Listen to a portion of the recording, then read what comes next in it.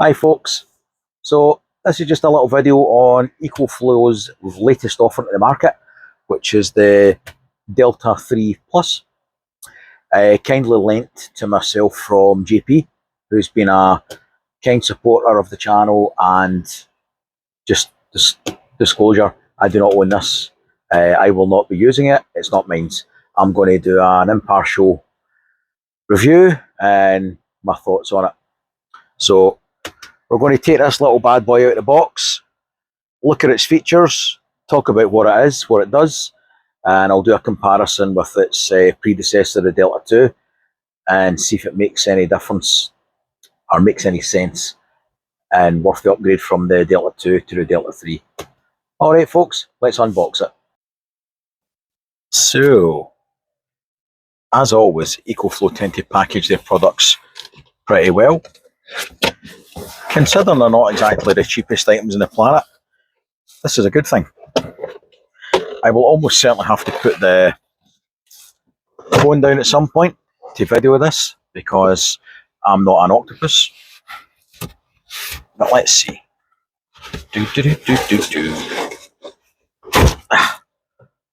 Bugger. Okay. Oh, it's cutesy. I'm going to bring it out, put it on the bench, and we'll have a proper look. So straight off the bat, it's a lot more flush and sleek. Let's see. They usually ship these at 33% power-ish. Slightly less than this one. Nice clear display. Let's see what it shows on the AC display. Okay, there we go. Same as the old one. Comes up with a little plug symbol there. The USB switch. That's the ports enabled. Now, right off the back, any of you that have seen the predecessor, the Delta 2, you'll see something, a total design change straight away. Plug sockets on the front. My one bugbear with the Delta 2 and the previous Delta ranges was they put the plugs on the back. What an absolute pain in the rear end that was. It really was. You're having to juggle it about and manhandle it to get the plugs in. Absolute nonsense. This is a vast improvement. This I do like straight away. It's very polished. It's very sleek. It's textured at the top. Vents are changed location as well. Previous vents were mounted in the side, sort of louvered arrangement. These ones have got a mesh grille here. So they've changed the design of the cooling as well. Let's have a look at the back. Now, that's different as well. The other one used to flip up. And somebody will notice this straight away, a few differences straight away. Two solar inputs. So, again, a slight letdown in the Delta 2 was it only had one input, one single MPPT. So, you can put 500 watts in each of these straight away. Potentially a little bit more if you want to get creative. They've also changed where the extra battery port goes to the rear. That's better. They used to mount them on the sides. So, aesthetically, I like it. Looks very sleek, very polished. The display is crisper. And it looks to have less, it's got less ports. So the older, in fact, you know what? Let's just put the Delta 2 next to it. Let's do it now. That's better. At least we can see and compare. How is it different? Let's compare how the displays look. People can make their own judgment. You'll notice straight away there's less USB ports. They've dropped two off it. However, You've still got 4 USB ports on this one. And I think losing 2 of them to give you an additional, or not additional, but a change of location for the 230 volt sockets is a big plus. A big plus. So I'm going to fire on a kettle and we'll put a load through it and see how it behaves itself.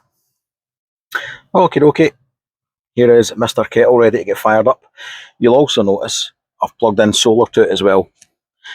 So as you can see, it's registering.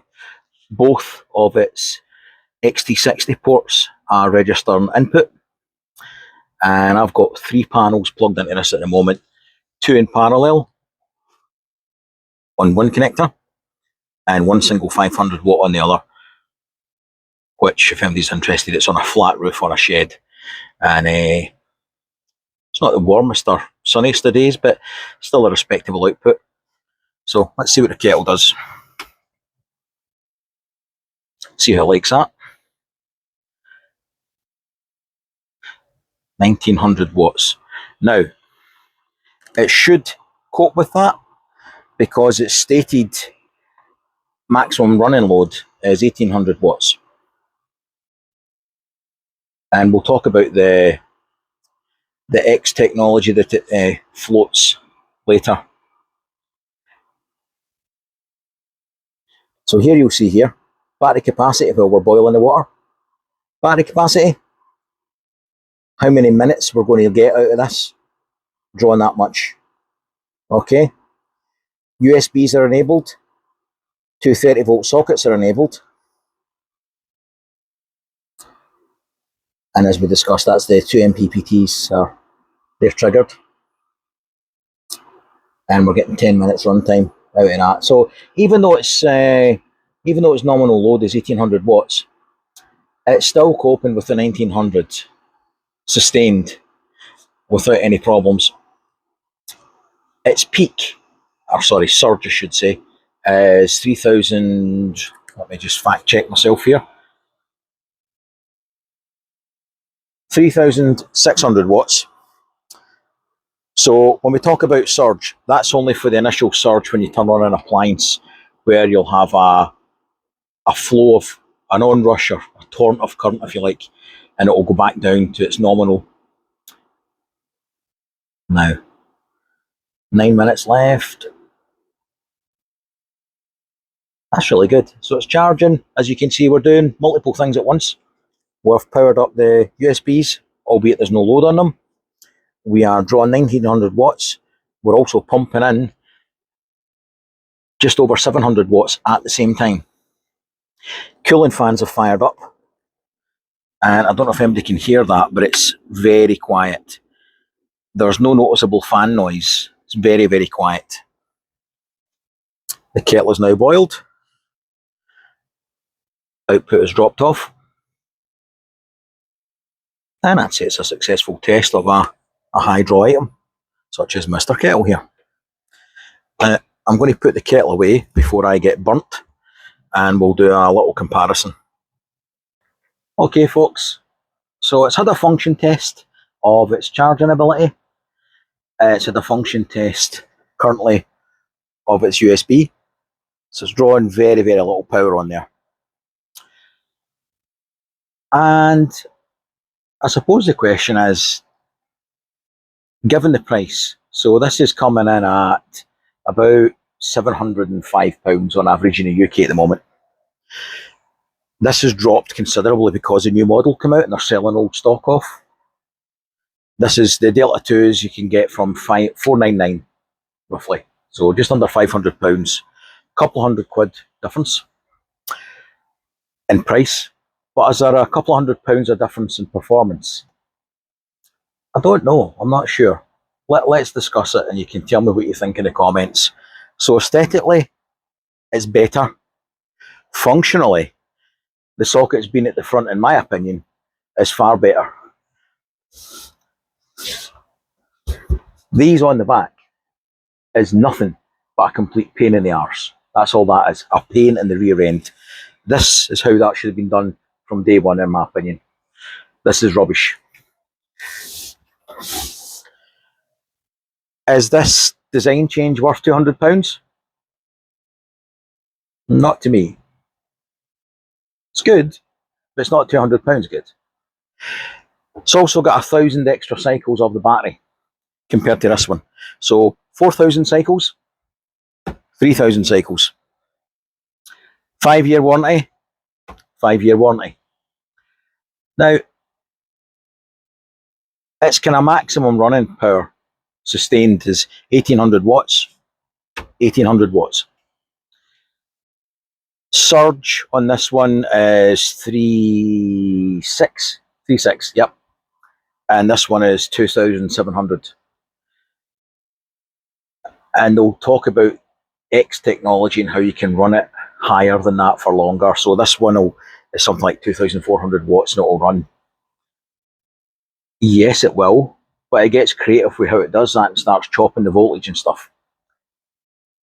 On a resistive piece of kit like a kettle that's got limited circuitry on it, apart from the control side, maybe for the switch, that's about it. It's not going to make a blind bit of difference playing about with that. If you're doing that and you've got a laptop or something plugged in, then that could start causing you some problems because it's much more sensitive to the changes that it's going to make to stop it cutting out and keep the current up.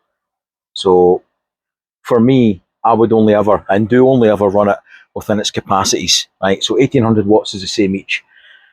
So that, and the X technology it talks about is common in a lot of power banks now.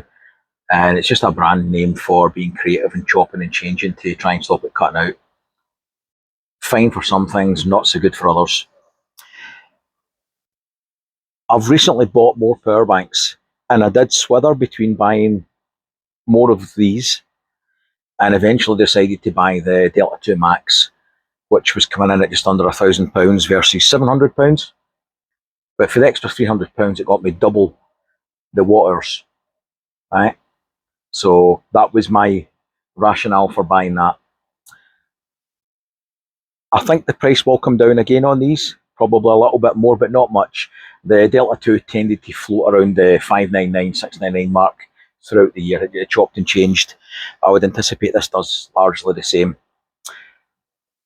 I suppose you've got to decide for yourself if you think the difference in price between the older model and the new one, the design changes, the extra functionality of the two XT60 inputs is worth the difference in price. If this wasn't around at the current price and you're judging this on its own merits of £700, it's fantastic, and that's what I should be doing in fairness. I just wanted to compare the differences between the two so that you can actually see. Aesthetically, I think it's fantastic. It's very, very quiet. It's very, very quiet. Design changes on here, top notch. Should have been done from day one. Brilliant. Having two solar inputs on the back, it's going to make a big difference to how you use it, whether it's in a camper van, out camping, bushcrafting, the prepper side of things.